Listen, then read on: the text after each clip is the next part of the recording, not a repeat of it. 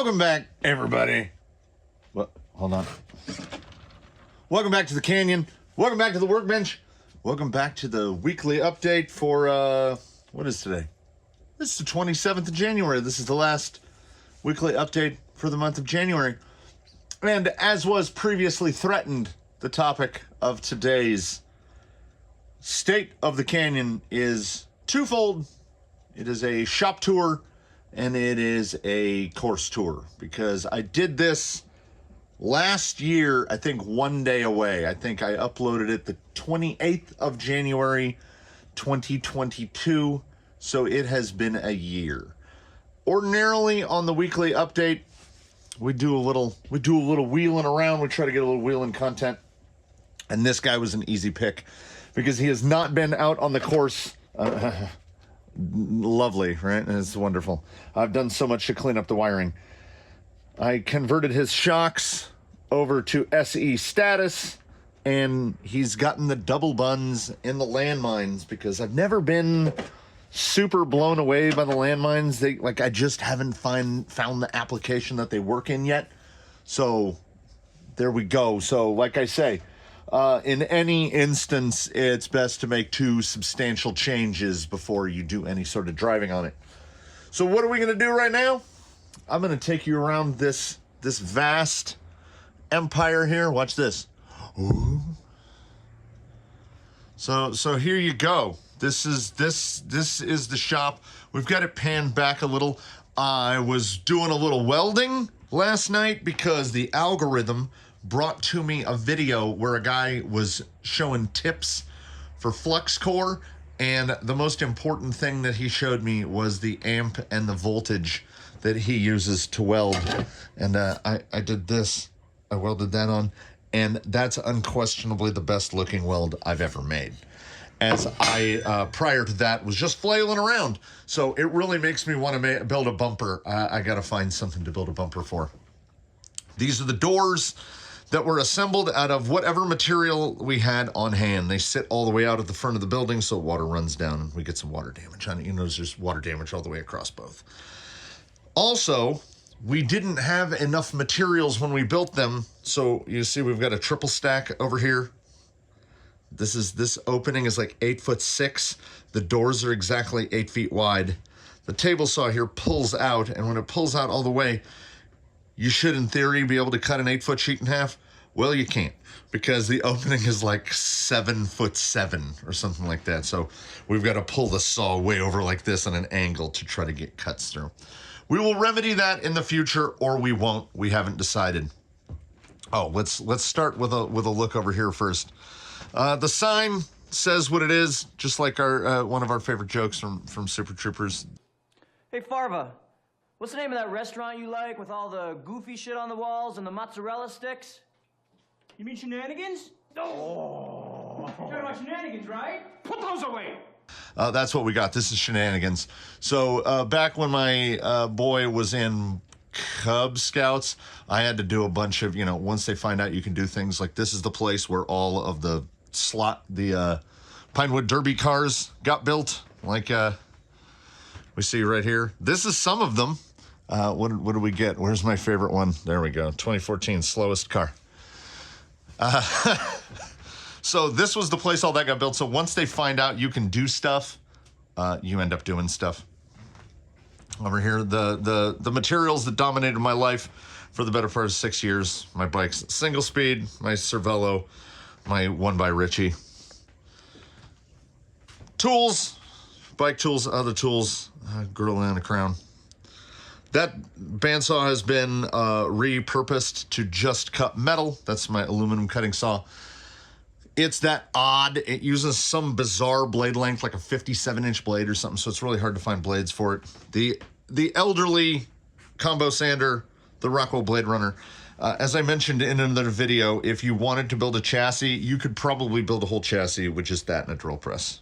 I mean, you could do a hand drill, but I highly recommend a drill press. My least favorite chop saw in the world, Makita 12-inch compound double miter slidey, yibbity yabbity. It's got all the bits. I just don't like it. There's something in it. It's old. It's really, really old. I didn't buy it new. You can kind of see by the gapping right there.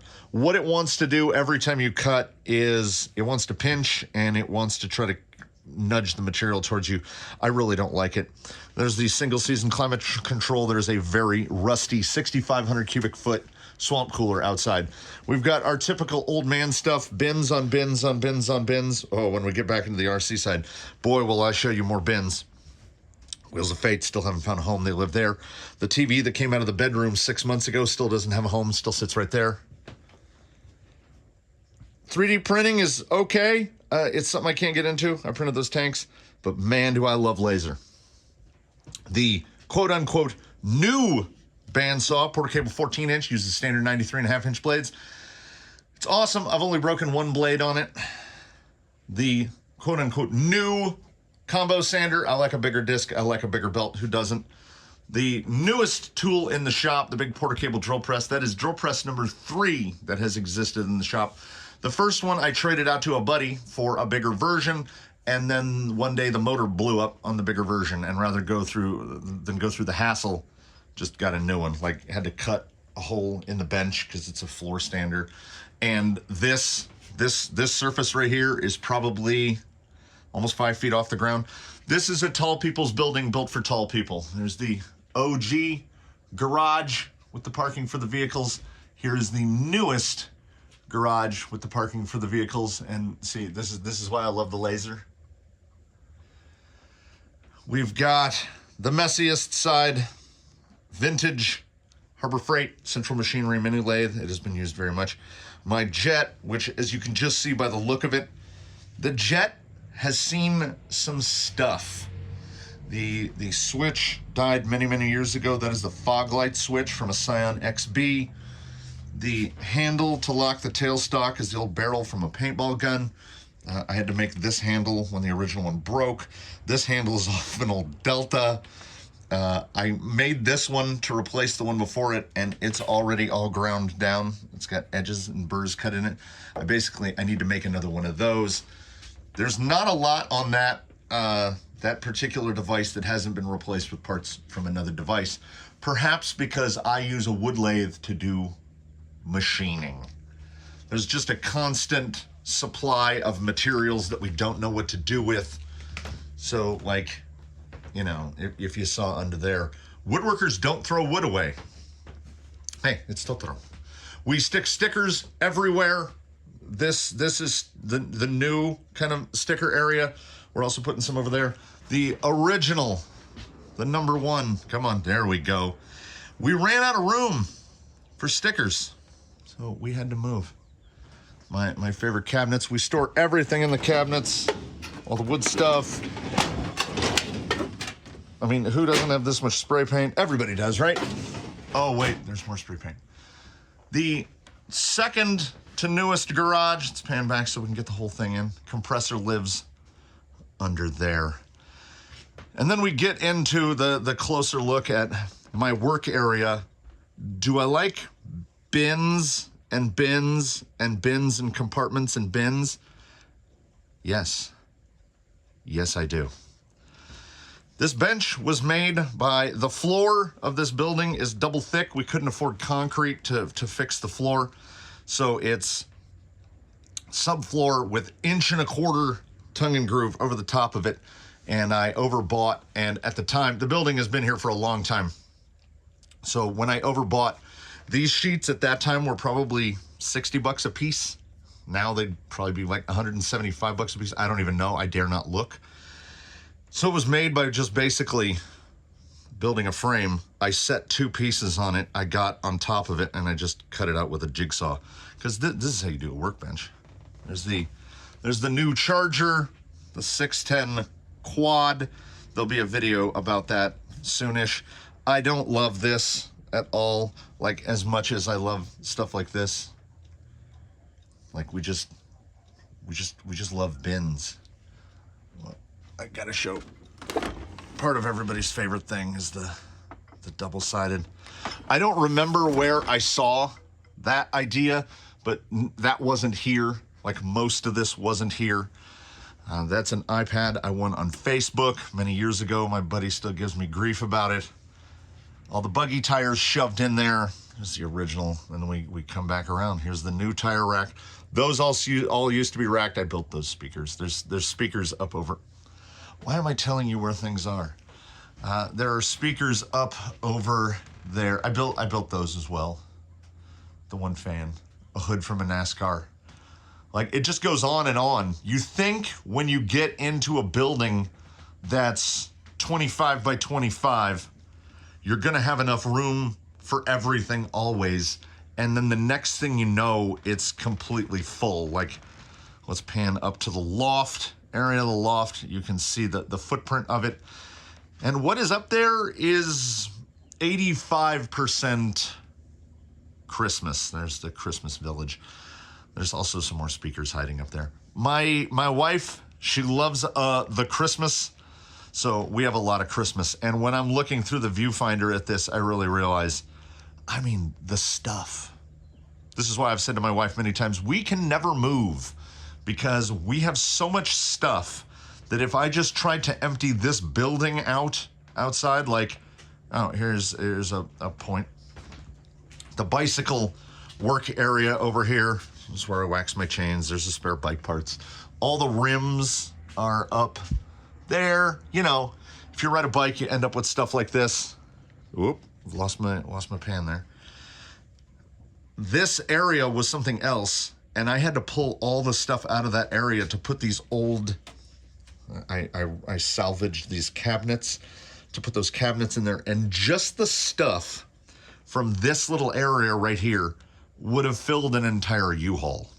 So what we don't have, except in very small amounts, is up here you will see we got the Johns Manville insulation on parts of the roof. Oh yeah, there's more bikes up there. There's no insulation in the floor or the walls. So what you've got is a building that generally stays pretty close to the outside temperature. Like all the windows are all just scrap 1/4-inch acrylic, and you can see the gaps with the daylight coming through. So we don't really focus too much on climate control here. We put on a sweater, or in the summer, we turn that thing on and we deal with the mossy smelling air. So there's the shop. This is where everything gets made.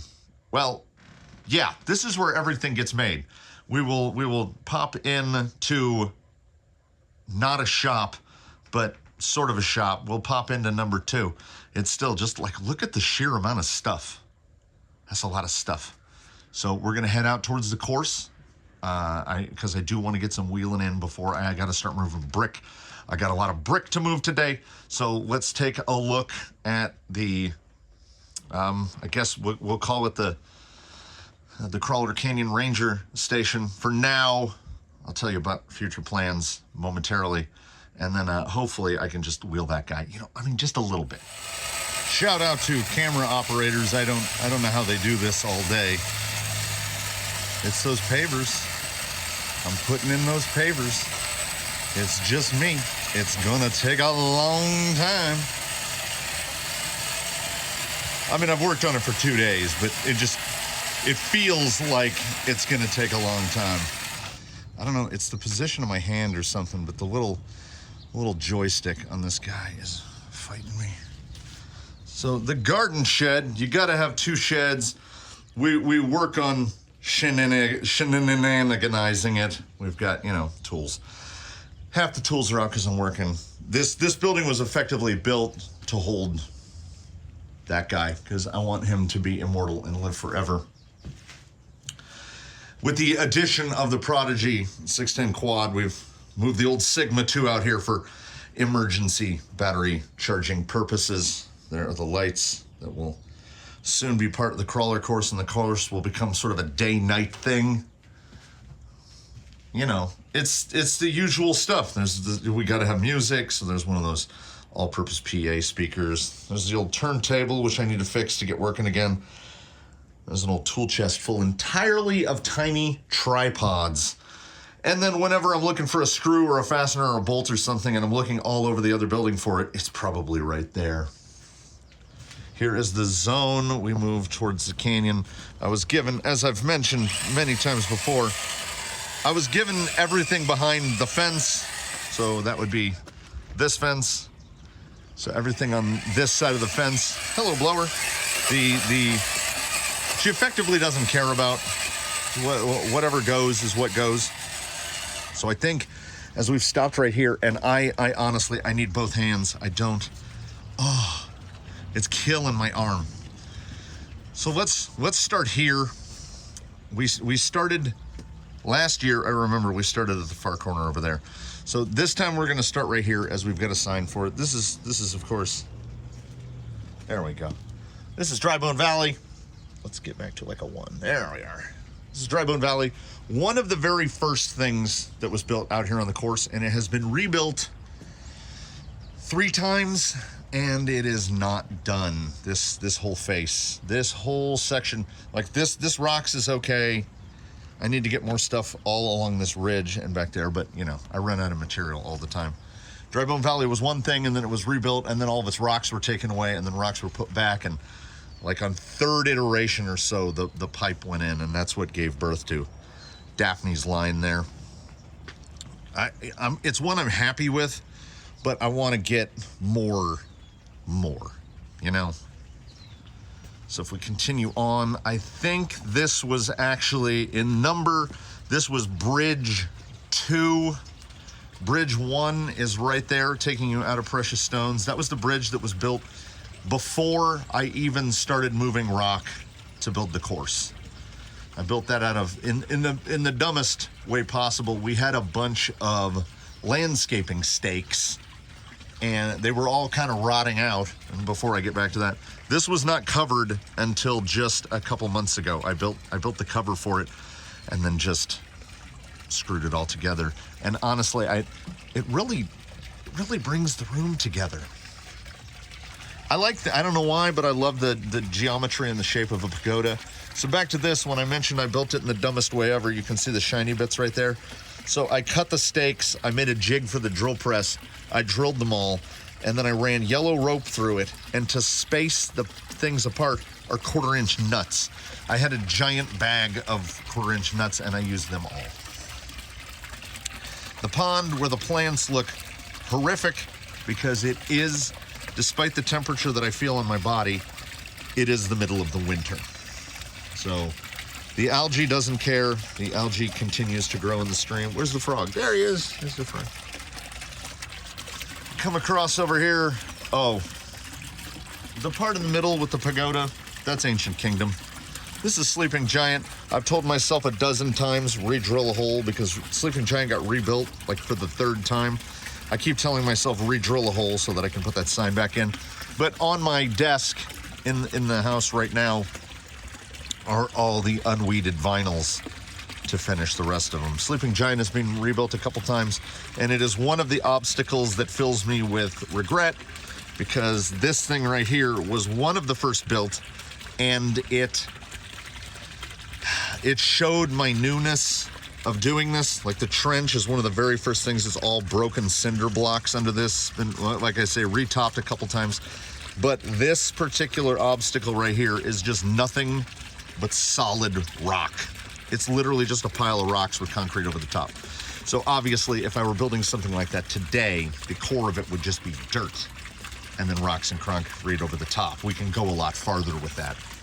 I think I'm actually trying to navigate in such a way as to keep my shadow out of the shot.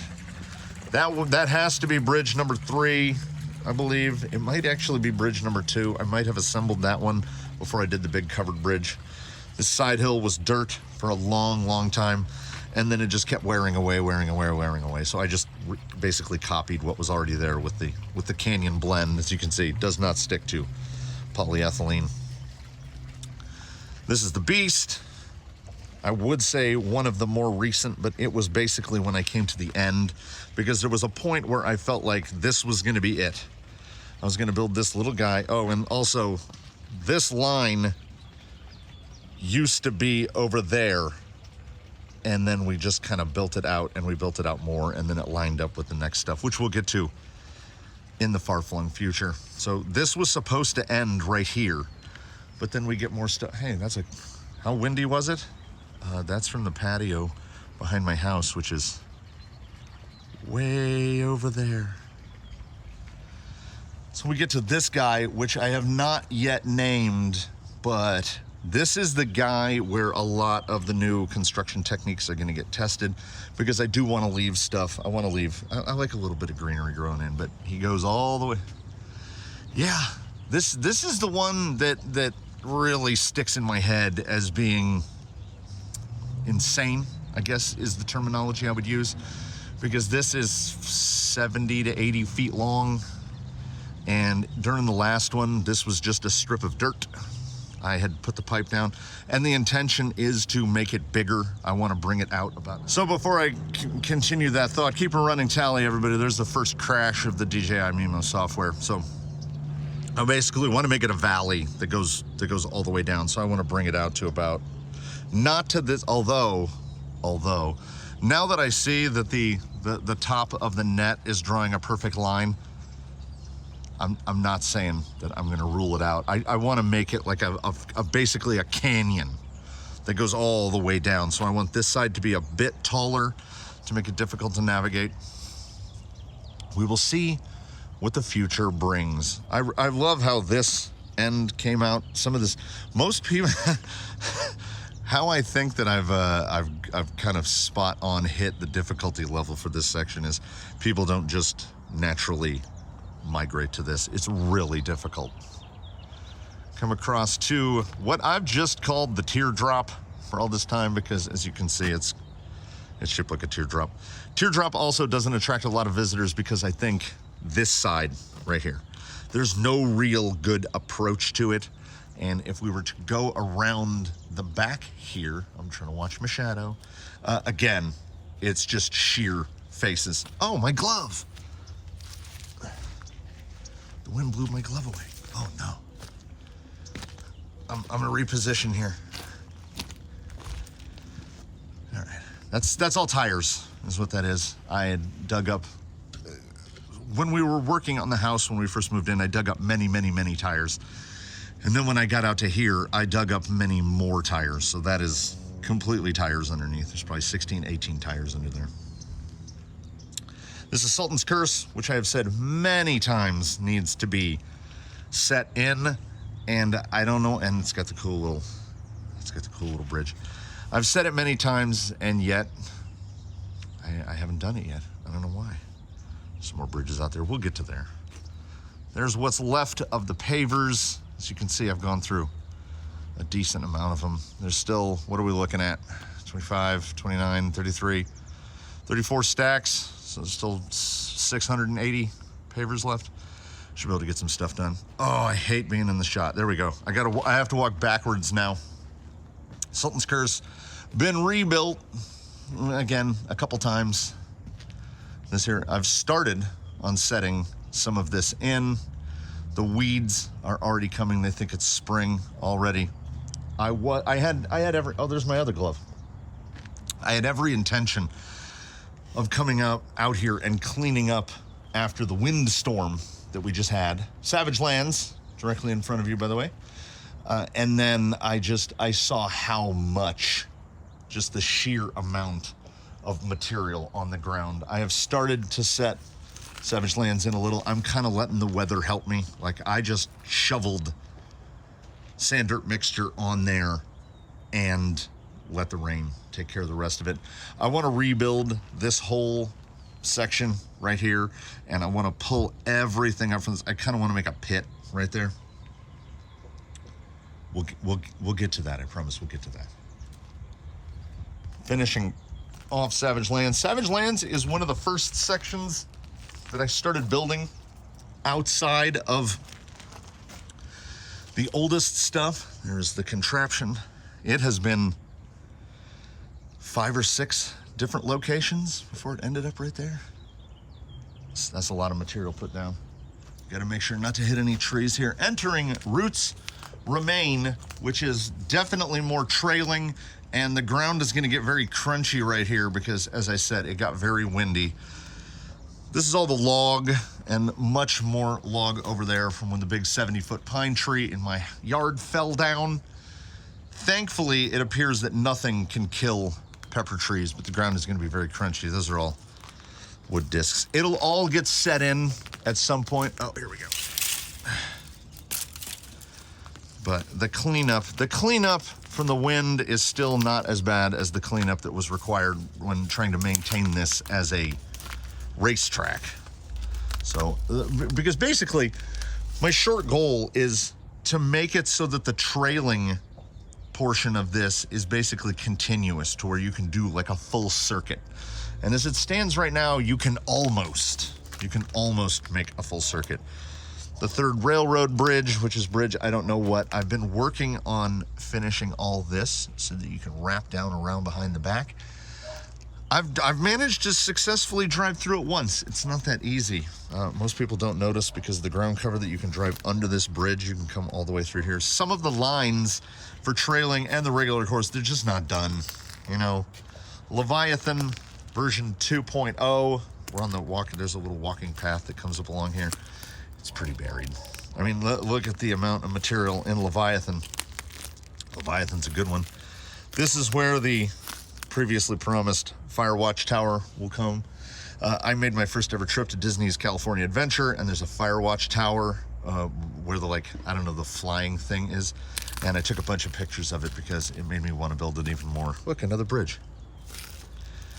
Coming down out of Leviathan, I've just been calling this backside of Anomaly. That's kind of what it is. Down under the pepper trees again. Another bridge. Got this obstacle I need to wrap. This is unnamed because it's unfinished. It needs to wrap around right there, so I gotta trim more of that, whatever that evil, creepy bush is. Just got this cleared out recently so people can drive in through here. We have a bunch of unfinished stuff. I've done a little raking. I need to do a metric ton more raking. Coming back around to Anomaly, we're gonna see, Oblivion. Backside of Oblivion. What am I calling? That's from when they tore down Jack Murphy Stadium in San Diego, because apparently some of the back parking lots were so steep some cars couldn't make it up it. So we've come around to Oblivion, and then immediately beside Oblivion is Undertaker. Fun note for folks, this part right here out to about, let's say right there, there was a big wooden obstacle here because I tried to build a wooden obstacle, and I still really haven't had good luck with building obstacles out of wood. So it got covered over, and then it got covered over again, and then it got covered over again. So underneath this is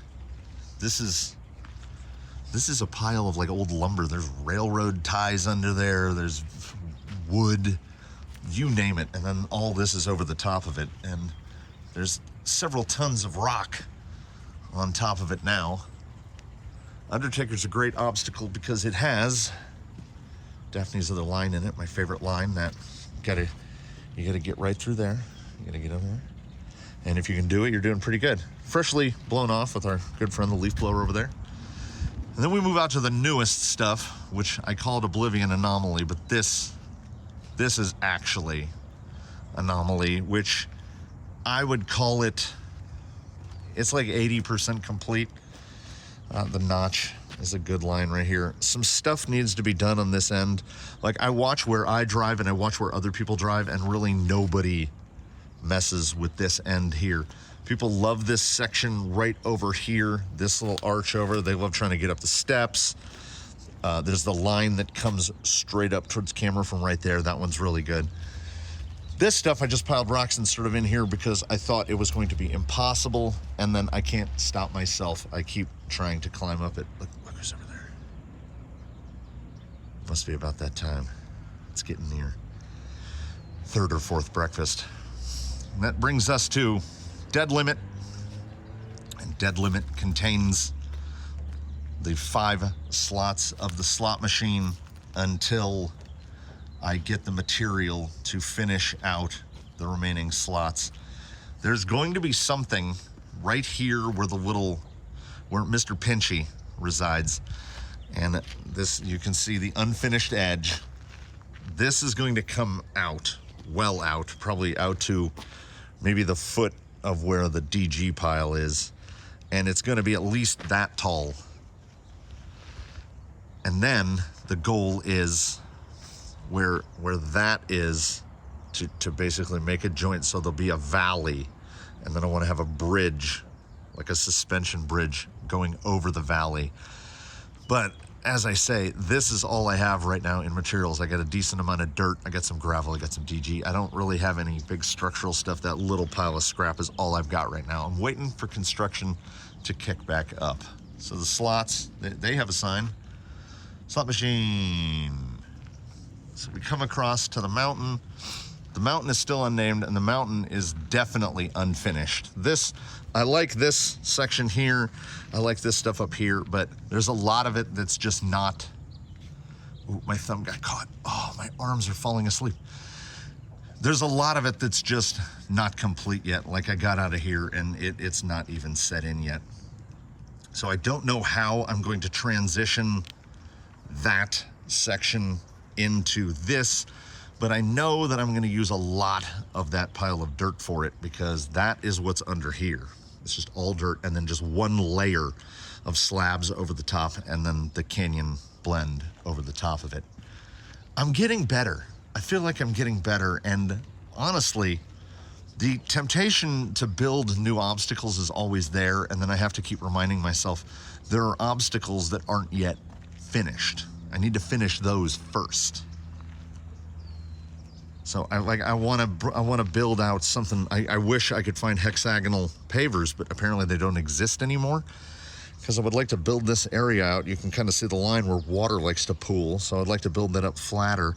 And I want a flat section to be able to test basically turning radius, not on dirt. Because dirt kind of throws the turning radius out the window. And that brings us, oh, I think I skipped over the outside edge here of Precious Stones. This is one of the first side hill sections that I started to build, until I realized that, I mean, that's not much in the way of a side hill. This is where the Pink Nightmare used to be, and then it got recovered over. That can is completely full to get this as clean as it looks right now.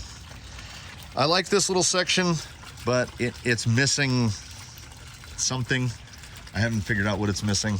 So there it is. That's where the canyon stands as of today, and we will see what it looks like in 2024. Oh, and yeah, I guess I should point out, there's Tranquil sitting over there. All this stuff on the ground was all just done mid-year when it was the hottest. I think I was working on this out in like July. It's about 110 degrees. It was lovely. This was the first section that I ever attempted with mortar mix. That was my very first little section I tried with mortar mix. Got me hooked on mortar mix. And look where we ended up. We're right back where we started. I'm going to see how much I vibrate the camera, trying to pop the legs of the tripod down. I don't think that was too bad. And then I'm gonna, oh, hello, Judge. And then I'm gonna wheel it around a little, and then I'm gonna wish you all a happy weekend. So I'm gonna set this down, and then I'm gonna shake my arms out. And I'm going to say that I am pleasantly surprised, because the software only crashed once. I got a pretty good amount of material here. I don't know if I've got too much time to do some driving, because I feel like this video is fairly long. When did I drive through mud? Oh, yeah, on the way back here, I would guess. Get there. Get there. Yeah, it's a noisy thing. VFD twin plus TRX4 axles. Quieter in reverse.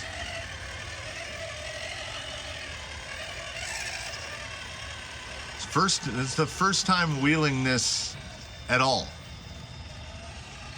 in this configuration, and I forget. Like I don't drive Tranquish on the daily, so I forget that it feels like picking up a cast iron pan.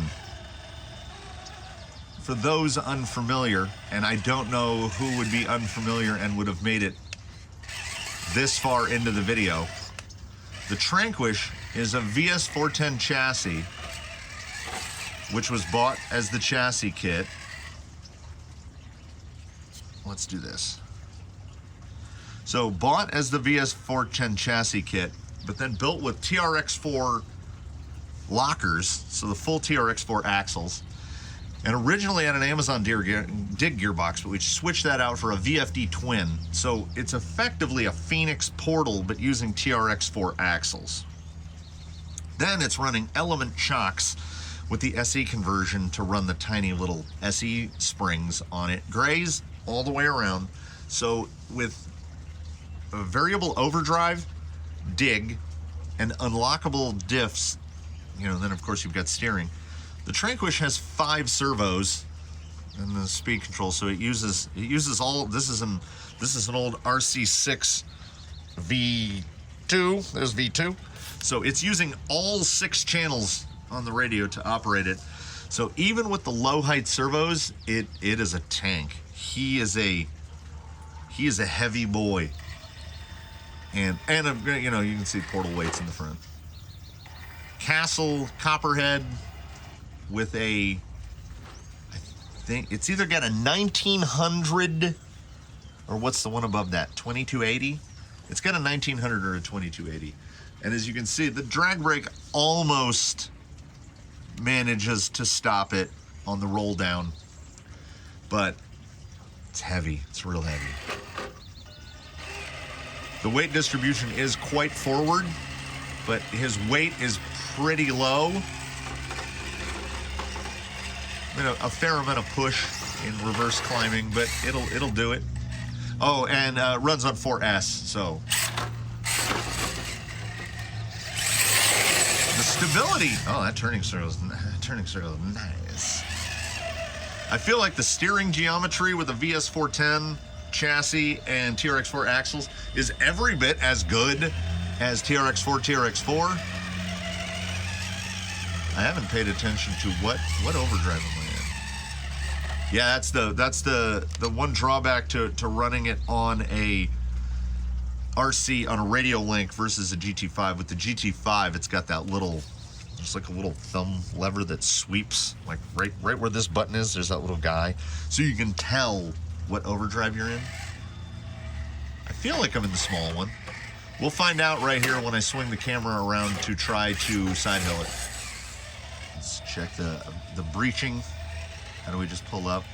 Yeah, that's the best the landmines have done.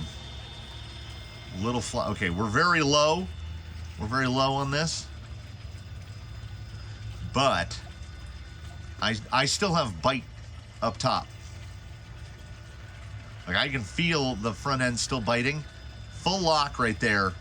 Ordinarily, it's going to want to try to unload and throw me off. I'm just going to keep pushing at it and see if we unload that front end and roll, or if I can manage to get up over that little ridge, spine. Can I clear that spine? Just the tiniest bit of wash in the rear. Not out yet. Not out yet. Yeah. Oh yeah. That was definitely small overdrive. This is definitely big overdrive. You can see the rear wheels barely moving. Oh yeah.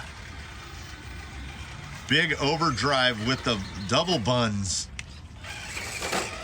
And then big overdrive dig is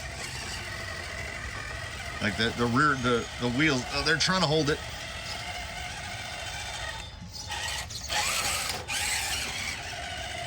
Yeah, the Tranquish needed a little help. Like, he got some unfair treatment. I just wish, you know, because he's got a VFD twin and he's the only VFD twin not sporting a Fusion Pro, this would be the guy that got a Fusion Pro. Because that Fusion Pro would be like dropping an anchor. And I don't know what it is with my misfortune with Copperhead systems, because my Rift has, I think the final on it is like 72-1. It's got a 4-to-1 gearbox and still won't hold it in place on the big cat on a 1412. It's either the 1412 or the 1415, whichever one is the slightly smaller one. It's that one, and still won't hold it. And then this guy on the Slate Still won't hold it and get the tiniest bit of rollback. And I mean, the gear reduction, VFD twin plus Traxxas TRX4 axles, it's got to be close to 60-1, and I still get rollback. So I don't know how much more, and stock pinion size is running a 15. I don't know how much more mechanical advantage I can give it. We're gonna try what always ends in tears. Okay, there's a bunch of, is it gonna lose it when it goes into the shadows? No, all right. We're you know what? We're tracking. We're tracking, everybody. Trying that big. Trying that big. Oh. All right. I've spoken at least short length about the overall utility of the switchable overdrive. And every little change to setup appears to make a not insignificant change to it. That ability to power up on that last one, yeah, get it over, and then right there, yeah. I don't know if it's his weight. I don't know if it's that, once again, that I lucked into a springing thing, but the Tranquish makes more use of big overdrive than any other VFD twin rig I've got. Some of them you're like, oh, it helps here and it helps there. His climbing in straight climb is substantially improved. All right, we'll switch it. Then we'll hit it again.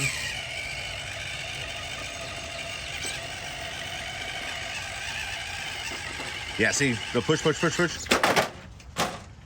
All right, same thing.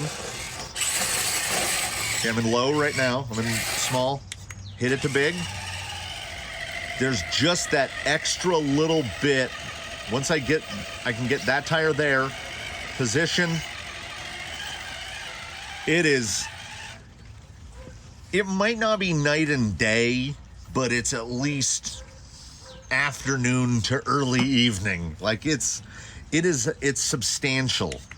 Wow, I'm most impressed by that. I also think the buns are setting in. I switched back to small and I can't clear it. And then you go up to big. Now I'm just trying to, how much pepper, how many beans can I put into it? Definitely responds better to the lower bean quantity on those landmines in front. Hey. We end the day on a most certainly positive note, everybody. I think I probably have to move. I'm not gonna get foolish and try to say that I'm gonna finish that paver stack.